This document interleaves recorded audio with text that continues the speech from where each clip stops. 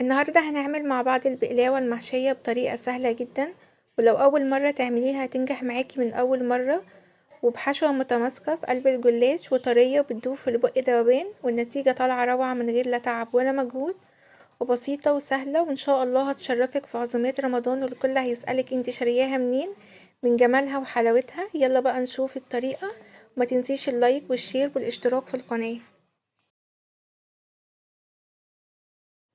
اول حاجة هبدأ بيها هي الشربات، لان محتاجين يكون بارد ويكون سمك الشربات متوسط مش خفيف ومش تقيل. هستخدم كوبايتين من السكر، عليهم كوباية ونص من المية، نفس الكوباية اللي بنعاير بيها السكر هي اللي بنعاير بيها المية.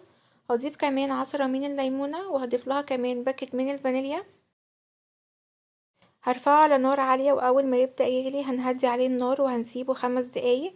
بعد كده هبدأ ان انا اشيله من على النار واسيبه يبرد تماما. الخطوة اللي بعد كده هبدأ اجهز الحشوة بتاعتي، والحشوة اختيارية اي حاجة موجودة عندك. انا كان عندي سوداني مجروش، ضفت عليه نص كوباية من جوز الهند وكوباية كمان من الكنافة المحمرة. ضفت عليهم باكت من الفانيليا، والفانيليا هتديها طعم حلو قوي وريحة جميلة جوه الحشوة. وعشان الحشوة تدينا تماسك اكتر جوه الجلاش او البقلاوة، هضيف لها ربع كوباية من الشربات اللي احنا عملناه وجهزناه مع بعض. هبدأ ان انا اقلب الحشوة كده مع بعض بالشكل دوت كده بالشربات بقى عشان يدينا الشكل دوت. بعد كده هركنها على جنب، وهنا معايا كوباية من السمنة مسيحاها، وهبدأ ان انا اشتغل في الجلاش. جبت لفة الجلاش بتاعتي زي ما انتوا شايفين كده، نص كيلو من لفة الجلاش. انا اللفة دي هحطها احفظها في فوطة عشان ما تنشفش مني. هجيب الورقة اللي هشتغل فيها واحطها قدامي بالشكل دوت، وهبدأ ان انا ادهنها كويس قوي من السمنة. مش هكتر سمنة فيها، وفي نفس الوقت هدهن الورقة كلها بس ندهن بكمية بسيطة. بعد كده هجيب زي ما انتوا شايفين كده عصاية الشيش طاووق، انا جبت عصايتين وبدأت ان انا الزقهم ببعض كده بالسلوتيب. بعد كده هبدأ ان انا اتني كده زي ما انتوا شفتوا ربع الجلاشة، ربع ورقة الجلاشة بالشكل دوت، وهبدأ ان انا احط الكمية الحشوة ان انا حباها، حابة اكتر او حابة اقلل حسب ما انتي حباها. انا حبيت كده احط الكمية اللي انتوا شايفينها. هبدأ بقى اسويها واتنيها كده رول، هبدأ الفها رول بالشكل دوت كده. هحكم اللفة بتاعتي كويس قوي عشان الحشوة بتاعتي ما تطلعش مني وما تبقاش متطلعش يعني من الجناب.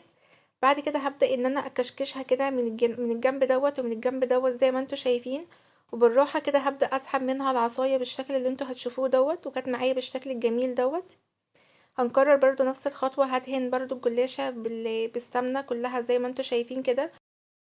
هبدأ احط عصاية الشيش طاووق وهتني ربع الجلاشة كده، وهبدأ احط الكمية اللي انا حباها من الحشوة اللي احنا عاملينها، ونحاول يكون سمك الحشوة واحد عشان تبقى الجلاش متساوي معايا. بعد كده هبدأ ان انا الفها رول بالشكل دوت، ونحاول نضغط كويس. بعد كده نمسكها من على الجوانب ونضغطها بالطريقة دي.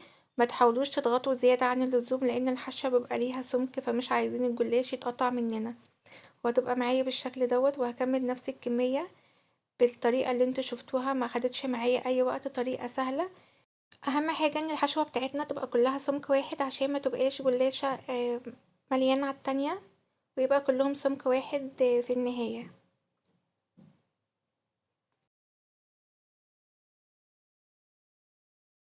وبكده كنت خلصت كل الكمية اللي معايا. لفة الجلاش نص كيلو عملت لي الصينيتين دولت ما شاء الله. اول حاجة بقى هعملها ان انا هقسم الجلاش بتاعي، هقسمه حسب بقى ما انتي عايزة. انا حبيت ان انا اقسم الرول الواحد لاتنين بالشكل دوت كده.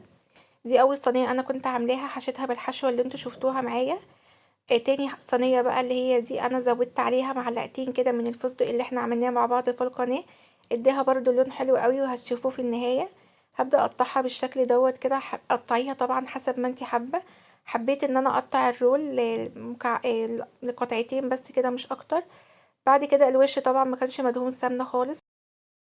هبدأ ادهنه كده بكمية حلوة من السمنة عشان ياخد معايا لون حلو في الفرن ويستوي كويس. والصينية التانية برضو هعملها بنفس الطريقة. هبدأ ان انا ادهنها برضو من على الوش كده بكمية سمنة كويسة قوي عشان يبدأ ان هو ياخد معايا لون حلو في الفرن ويستوي كويس. بالنسبة بقى للتسوية، انا كنت مشغلة الفرن وقت ما انا بدأت اشكل الجلاش بتاعي.